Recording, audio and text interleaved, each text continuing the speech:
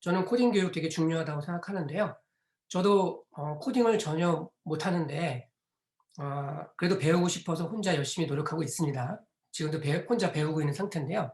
또 저희 학교에서도 코딩 교육을 하고 있고 또 다른 학교 사례를 들어보면 겨우 제가 공통적으로 느끼는 것이 있어요.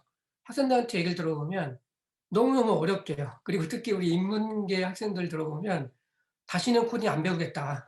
그래서 오히려 나라에서는 그 학생들한테 코딩 교육을 제공해 주기 위해서 코딩 교육을 시키고 있는데 정작 그 코딩 교육을 받은 학생들은 "다시는 코딩 안 배우겠다."라는 그런 역효과가 나고 있거든요.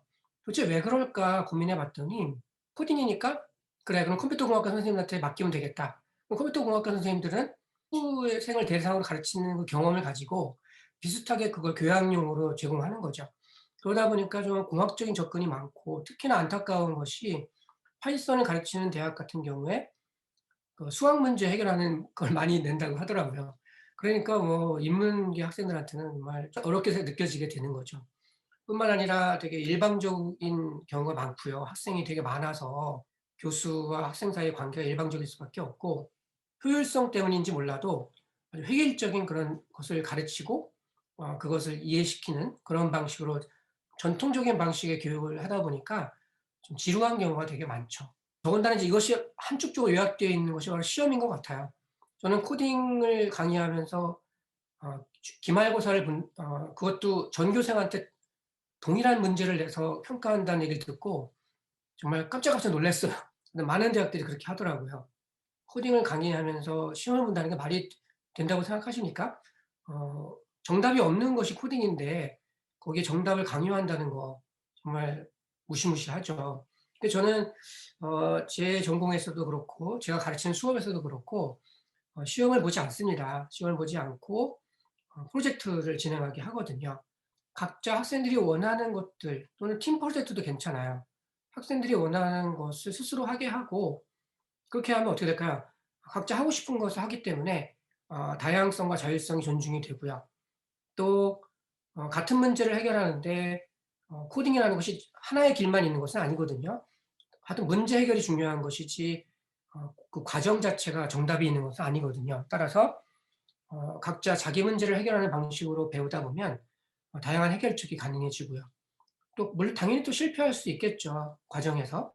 근데 요즘에 실패가 얼마나 중요합니까? 요즘 그 IT 기업들의 역사를 보면 다 실패 속에서 나오는 것들이고 실패가 오히려 성공일 수가 있어요. 그래서 그런 실패의 경험이 되게 중요한데 문제점을 찾고 다시 또 해결책을 추구하고 뭐 이런 것이 학기 내내 진행이 된다면 정말 교육적으로 훌륭한 결과가 나온다고 볼 수 있겠습니다.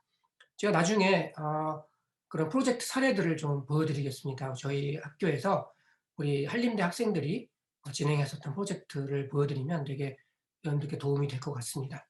코딩 교육이라고 해서 꼭 반드시 '코딩을 해야 된다.'라고 생각할 필요는 없을 것 같아요. 제일 먼저 할 수 있는 것은 우리 아주 쉽게 코딩 없이도 웹사이트를 만들 수가 있거든요.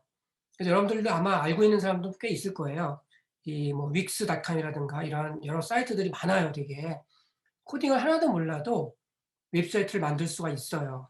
특히 저는 이 구글 사이트를 중요시하는데 구글 사이트로 만든 웹사이트를 보여 드릴게요. 구글 사이트는 그러니까 다른 윅스부터 이런 것들은 다 상업용이라서 기본적인 기능들은 무료로 제공해 주지만 고급 기능은 그때부터는 유료가 돼요. 반면에 여기 제가 제일 처음에 제시한 이 구글 사이트는 완전히 무료입니다. 완전히 무료이면서 되게 좋은 기능들이 많아요. 이 사이트가 바로 한림대학교 디지털 인문학 전공의 웹사이트가 이렇게 만들어져 있습니다. 이거 제가 만든 거고요. 저 코딩해서 만든 게 아니에요. 구글 사이트에서 그냥 드래그 앤 드롭으로 아주 간단하게 여러분들이 아래 한글 정도를 사용할 수 있는 능력을 가지고 계시다면 누구나 멋지게 만들 수 있습니다. 자 그러면 대부분의 학교에서는 많은 전공의 웹사이트를 외부 업체에 맡겨서 그죠? 만들잖아요. 근데 그러면 업데이트하기도 힘들고요. 그죠? 그러니까 한마디로 전공에 관련된 모든 정보를 여기다 다 제공해 주고 있거든요. 그래서 나중에 좀 더 보여 드리도록 하고요. 하여튼 이렇게 좋은 사이트를 만들 수 있다라는 것을 말씀드리고 싶고요. 학생들이 먼저 웹사이트를 만들기를 시작하면 소비자가 아니라 생산자가 되는 첫 발걸음인 것 같아요. 첫걸음. 그죠? 우리는 모두 웹사이트, 사실 페이스북이나 이런 것도 다 웹사이트잖아요, 사실은. 그죠? 우리는 마치 컴퓨터 화면에 보이는 것만 웹사이트라고 생각하는데 네이버 화면, 페이스북 화면 다 웹사이트입니다. 웹페이지고요. 그러면 그런 것을 소비하던 곳에서 내가 스스로 만들어 본다라는 경험을 하는 것, 이것이 일종의 디지털 리터러시의 첫 발걸음인 것 같고요. 바로 생산자가 된다는 거. 그다음 단계로 우리가 본다면 웹페이지에 소스 코드 보기가 있을 것 같아요. 많은 사람들이 항상 네이버로 시작해서 보고 하는데 정작 이 웹페이지가 어떤 코드로 이루어져 있는지 궁금해한 사람이 있을까요? 또 그래서 궁금해해서 한번 그 코드를 본 적이 있을까요?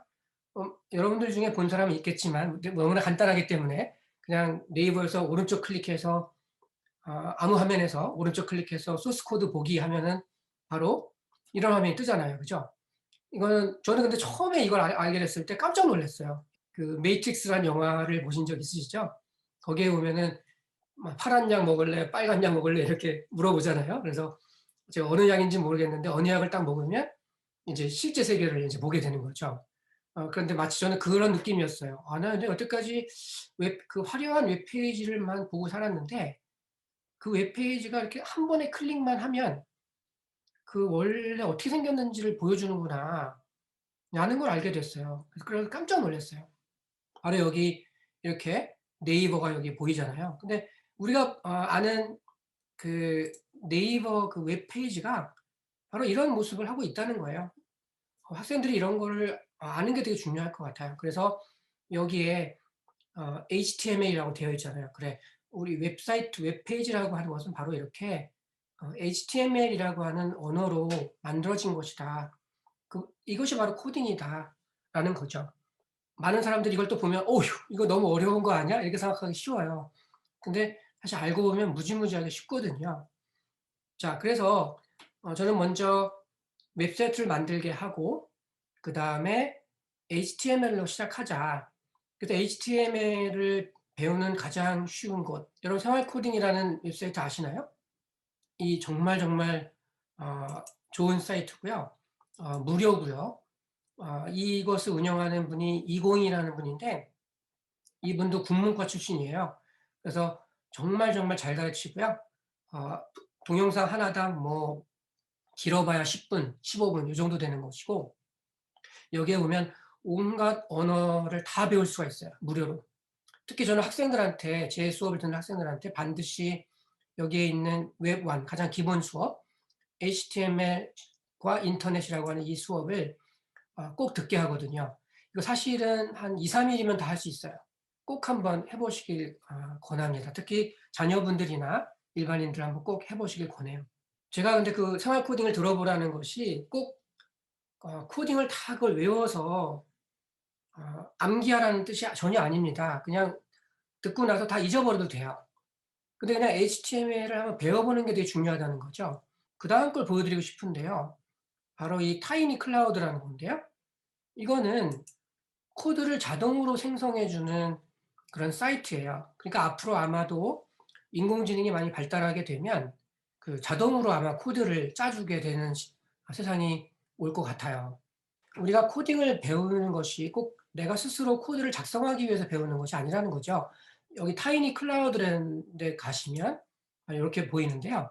요런 이제 창이 하나 떠요.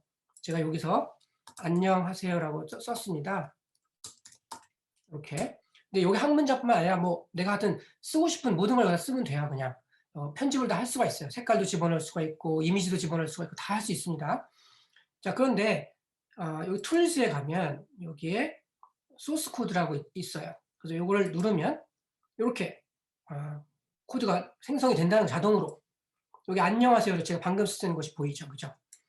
자, 그러니까 아까 우리가 그 네이버 페이지를 봤을 때 맨 앞에 HTML이라는 말이 있었잖아요. 즉 네이버 같은 웹페이지가 그렇게 만들어진다는 것을 우리가 알게 됐고 '나도 저런 걸 만들고 싶다.'라고 했을 때 이렇게 쉽게 전혀 이런 걸 외울 필요가 없이 자동으로 HTML 코드가 생성이 된다는 거죠. 그러면 이거 그냥 여기서 세이브하면 돼요. 저장하면 아니면 이거 카피하면 되죠, 이렇게. 복사해서 여러분들이 좀 아까 내가 생활 코딩에 가서 HTML 만드는 거 배우시라고 했잖아요. 기억이 안 나. 걱정할 필요가 없다는 거죠. 여기서 코드를 만들어서 그냥 갖다 붙이기만 하면 돼요. 그러면 자동으로 페이지가 만들어진다는 거죠. 근데 중요한 것은 그래도 HTML을 알아야 된다는 거죠.